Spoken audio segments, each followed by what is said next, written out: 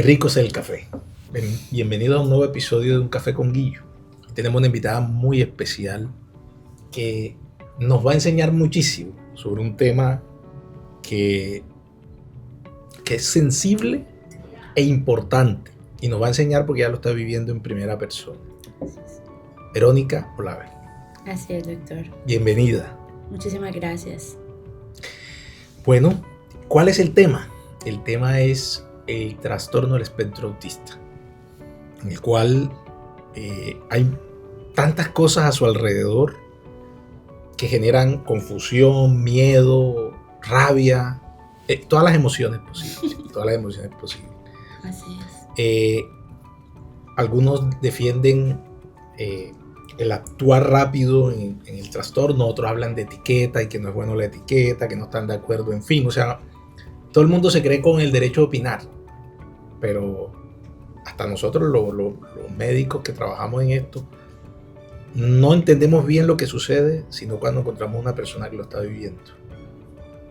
Entonces queremos que todo lo que, estoy seguro que esto que tú nos vas a decir nos va a servir muchísimo. Te agradezco mucho que estés aquí y que lo quieras compartir, porque no solo nos va a servir a nosotros, sino a muchas madres y padres que están escuchando. Entonces, cuéntanos un poco de tu experiencia de tu hijo. Es tu único hijo, ¿verdad? Sí, señor.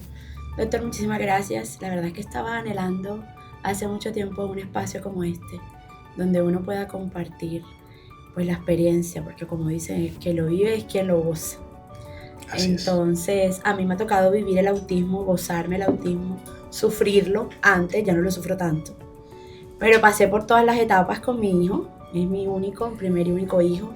Tiene 6 años, se llama Jerónimo y es un niño poderoso y maravilloso que está dentro del espectro autista.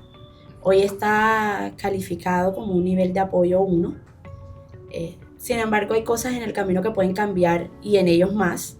Y estamos como en ese proceso y en ese transcurrir, aprendiendo y desaprendiendo todos los días. Así es. Y qué bueno que hayas dicho lo del grado de apoyo, porque mucha gente a veces, nosotros como médicos decimos grado 1, grado 2, y la gente dice, pero ¿eso qué? ¿La severidad o qué?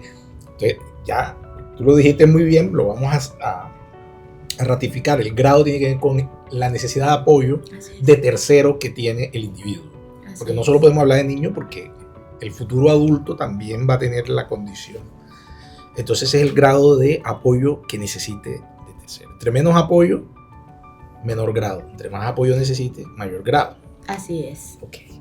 Bueno, en este caso estaba hablando de Jerónimo. Ajá, exacto.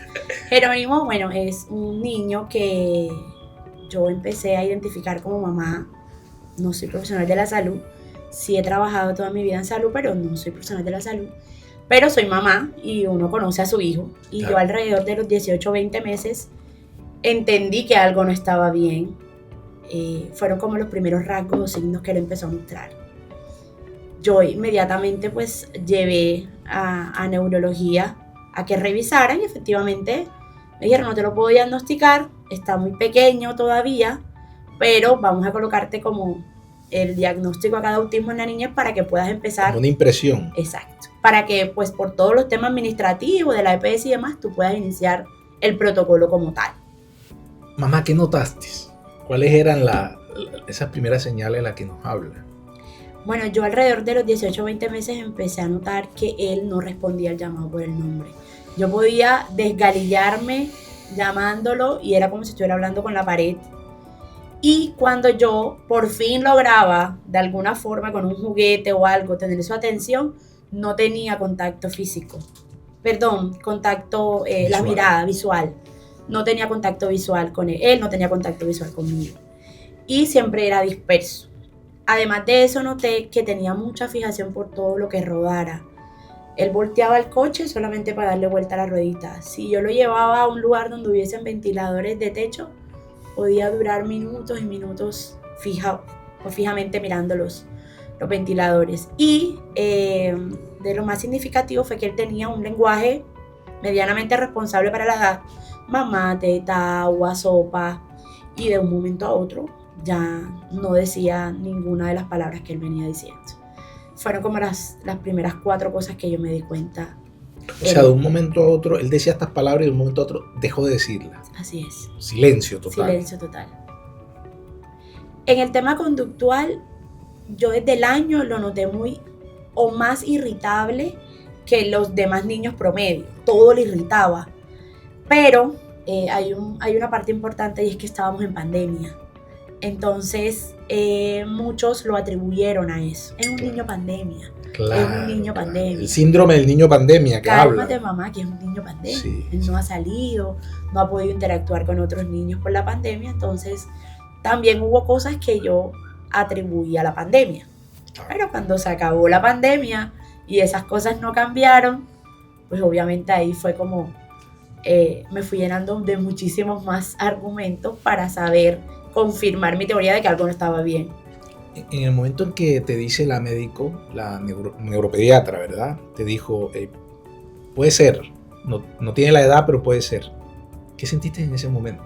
Porque esto es un bueno, entonces, no me quiero poner en los pies de una madre que escucha esto, pero debe ser terrorífico en el momento.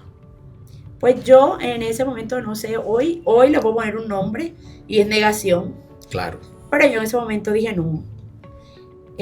La única relación que yo en toda mi vida había tenido con el autismo era un vecino. Claro. Que era un autismo severo, que se autoagredía, que pasaba incluso amarrado pues para prevenir que no se golpeara, que era muy violento, agresivo. Entonces mi única relación con el autismo era esa persona.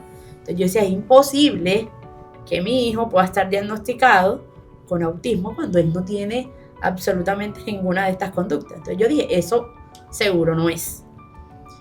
Lo vi, lo encaminé, busqué, obviamente me volví una mamá que comía libros, que comía artículos y demás por internet.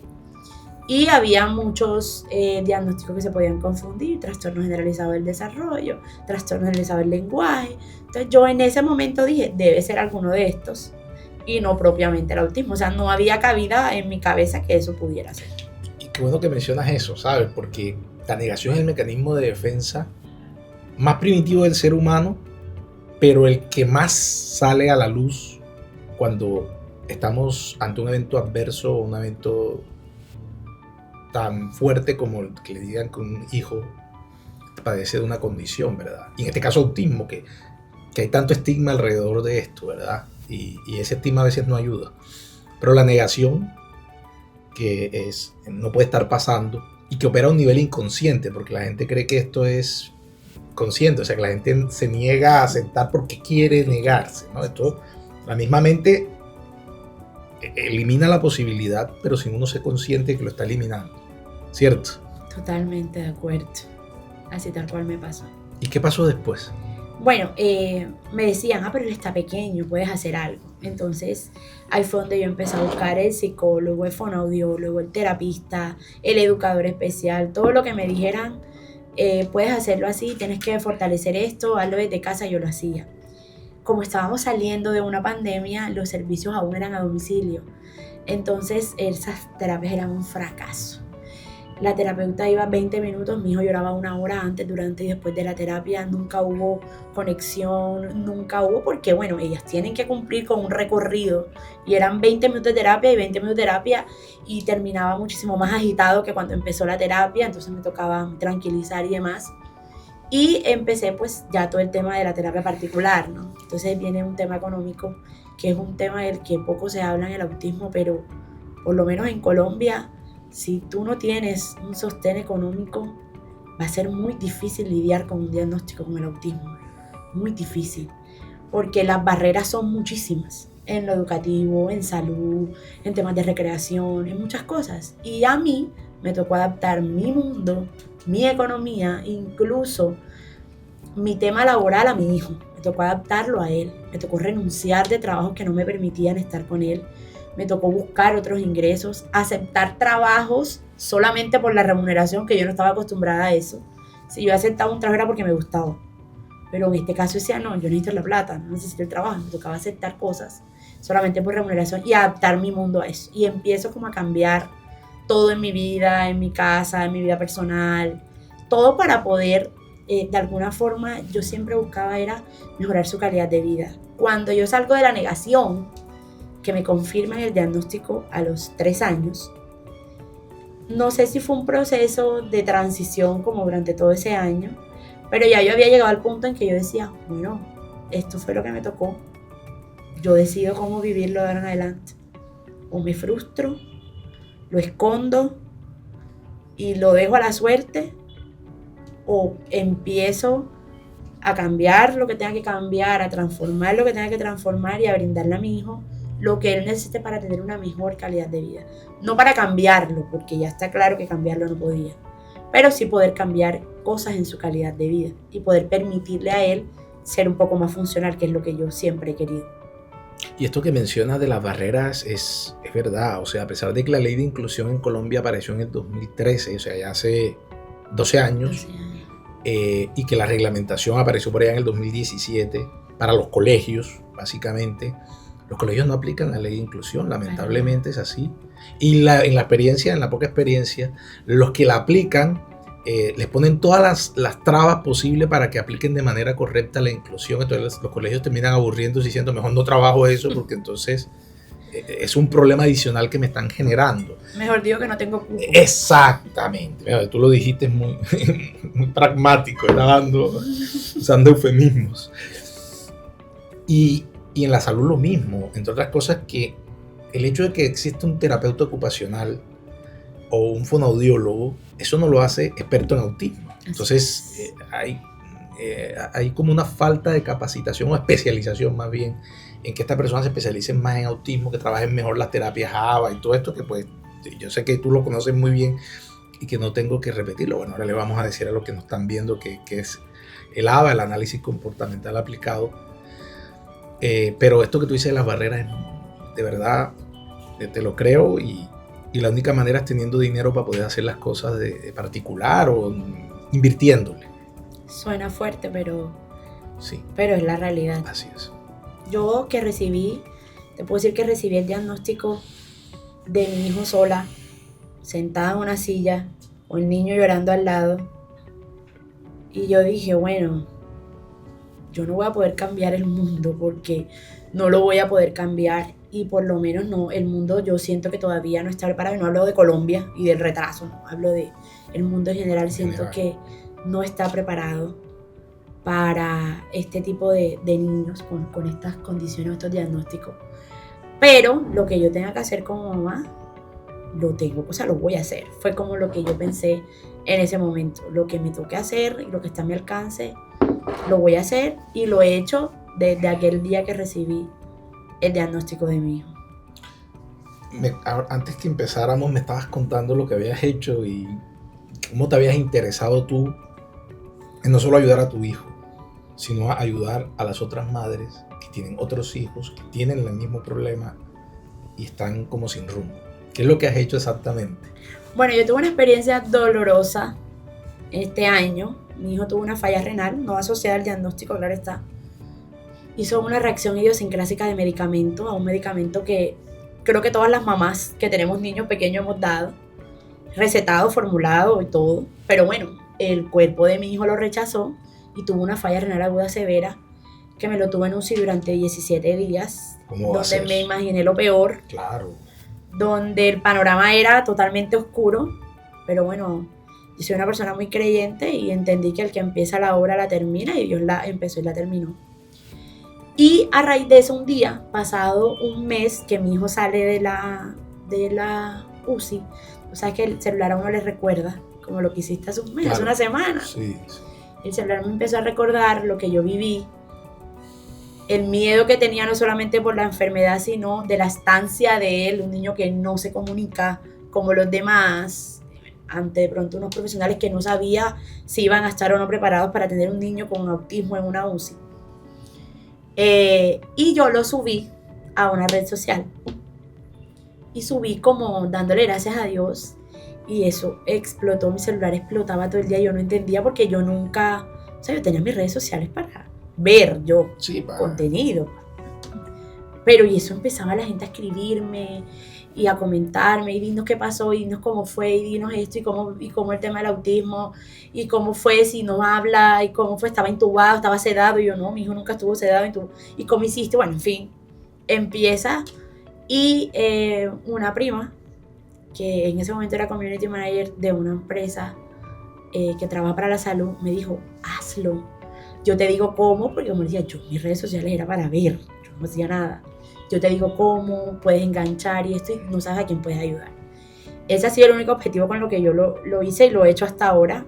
Y bueno, poco a poco fui teniendo una comunidad que hoy puedo decir que está consolidada, que son mamás muy temerosas, igual o más temerosas que yo en un comienzo, que son muchísimas más de las que uno cree, que todavía el tabú del tema del autismo, yo a veces digo, pero ¿por qué no haces esto? No, porque me da miedo, no porque yo digo de verdad, y sí hay, y hablo de todos los estratos, desde el más precario hasta la persona que tiene todos los recursos para poder hacer cosas, no sabe por dónde empezar, no sabe qué hacer, y el miedo no sabe dónde ir, no sabe a qué puerta tocar, no sabe quién me puede ayudar, no sabe ni siquiera, a veces ni siquiera saben, doctor, el especialista que tiene que ver al hijo, pero ¿quién me lo ve? ¿Neuro, fono, quién?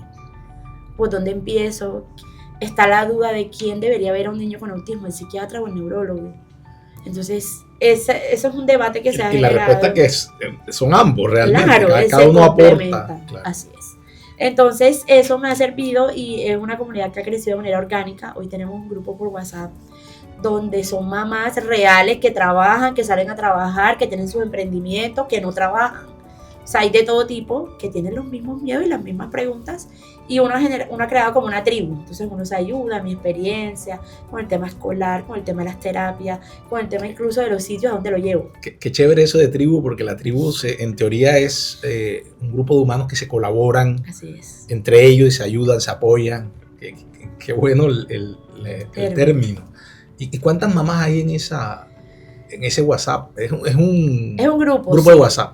Ahorita tenemos 38 mamás. Muchísimo. 38. De todos los barrios de aquí de Cartagena. Bueno, es que hay uno que está a nivel nacional donde yo estaba. Porque como les digo, yo siempre he estado como buscando, averiguando otras experiencias y caí en el grupo nacional, pero bueno, a veces habían preguntas muy sectorizadas. ¿Quién me recomienda un psiquiatra en Cartagena? Entonces salían las mamás de Cartagena. No, mira, ¿quién me recomienda tal cosa en Cartagena? Entonces yo dije, ve, vamos a hacer un grupo nosotras, sin salirnos obviamente del otro, y podemos revisar pues cosas más de manera más local. Entonces inicia como un grupo de recomendación, pero ya ahí en cualquier momento escribe una mamá a las 2 de la mañana que no puede dormir porque su hijo tiene trastorno del sueño, que hace, que está desesperada, que no sabe cómo manejar una crisis, además que pues cada niño es totalmente diferente aunque tenga el mismo diagnóstico. Así es. Entonces, sí nos hemos apoyado en eso desde mi experiencia, todo el mundo entendiendo que la de cada quien es diferente. Así es. Pero sí ha servido de muchísimo y como les digo, no solo para recomendaciones, pero incluso, por ejemplo, hay mamás, doctor, parece sencillo, pero hay mamás que nunca han llevado a su hijo al odontólogo. Ok, pero ¿por qué no lo pueden llevar porque lo llevan y el niño claro, se irrita, le da rabieta, claro, se irrita, entonces no, por pena, sí, yo mejor me lo llevo para mi casa. Hasta eso, o sea, hasta esas cosas todavía está latente el miedo en muchísimas mamás, no lo sacan, no prefieren llevarlos. Pues tengo un ejemplo de una mamá que llevaba al niño al parque a la 1 de la tarde. Y yo, pero ¿y el sol? No, es que ahora es que está solo, por si forma una rabieta, pues a mí no me dé pena. ¿Y en qué otra red social estás tú? Pues estoy en TikTok, Okay. que fue donde empecé, que es donde de hecho puedo decir que he crecido en ese tema. De hecho, yo tenía contenido mío, molestando y cosas. Yo borré todo eso porque pues, yo dije, voy a enfocarlo realmente contando yo mi historia y mi experiencia. Si yo logro por lo menos que una mamá cambie algo en ella, que disminuya su temor, que disminuya su miedo, que se atreva a algo, ya yo gané. Entonces yo decía, algo, de pronto ni siquiera voy a enterarme de lo que logré, pero sí es necesario que la gente sepa que el autismo existe y que es algo que no vas a poder cambiar y que no es una carga, es simplemente una manera diferente de ver la vida. Y a veces me dicen, ay, es que tú eres valiente. Yo no soy la valiente, el valiente es mi hijo, que todos los días hace un esfuerzo adicional para poder encajar en una sociedad que es tan demandante. Así es. Y eso es lo que, pues ese fue mi propósito. De hecho, cuando yo le comenté a una amiga que venía para acá, yo le decía, ¿y yo qué voy a decir? Yo le dije, bebé, imagínate que me invitaron a un podcast y yo no sé ni qué voy a decir. Yo hablo y hablo así, pero no sé qué decir. Y me dijo, ¿qué vas a decir? Lo que siempre has hecho. Lo que has vivido. Lo que has hecho desde que decidiste contarle al mundo tu vida sin miedo, sin tabú, sin nada. De hecho, yo después de que recibí el diagnóstico conmigo, doctor, a mí no me... O sea, yo no tengo en cuenta lo que la gente pueda pensar de mí. Y lo digo abiertamente porque eso como mamás, como mujeres que de pronto idealizamos a un niño, cuando supimos que estábamos embarazadas y la realidad es otra, todavía afecta y todavía duele. Y todavía eso uno lo encasilla. Y creo que ya es momento de dejar de idealizar a un niño que no tienes.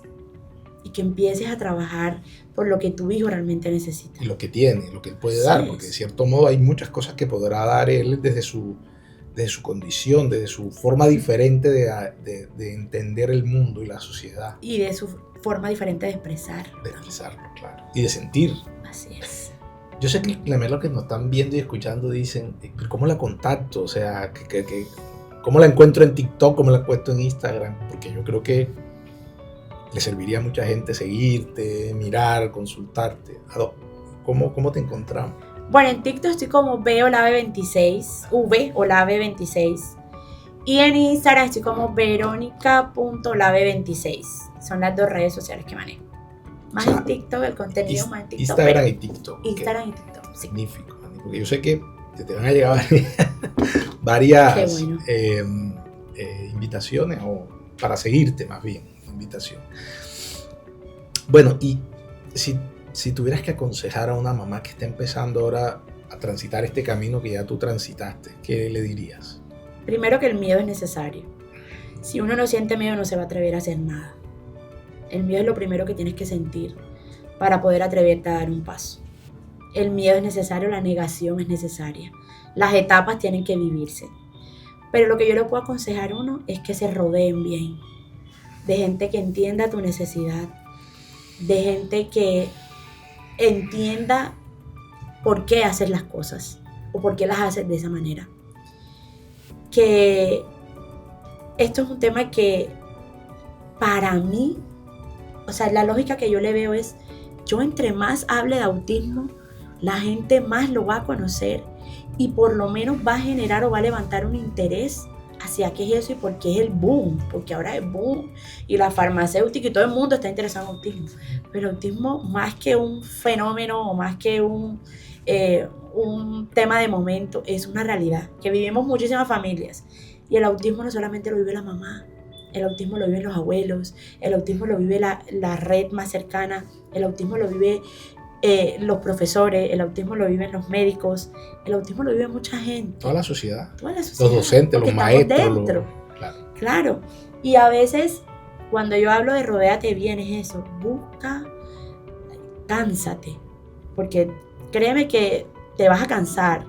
Pero el mismo amor te va a dar la fuerza para poder al día siguiente levantarte otra vez a seguir buscando un colegio que te dé calma, que te dé paz, que te dé tranquilidad. Unos profesionales que entiendan y que sepan lo que hacen con tu hijo. Y una red que a veces no es la familia, a veces no siempre es la familia. En la mayoría de ocasiones sí es tu familia la red más cercana. Pero cuando no importa. Simplemente rodéate bien y no te dé pena mostrarle a tu hijo lo que tu hijo es. Porque tiene unas capacidades que a veces ni uno como mamá logra descubrir a tiempo. A veces es el docente que le dice, mamá, tu hijo hace esto, el profesional, el terapeuta que le dice, mamá, despierta esto. Porque a veces pues nosotras también somos seres humanos y también nos cerramos y nos ensimismamos.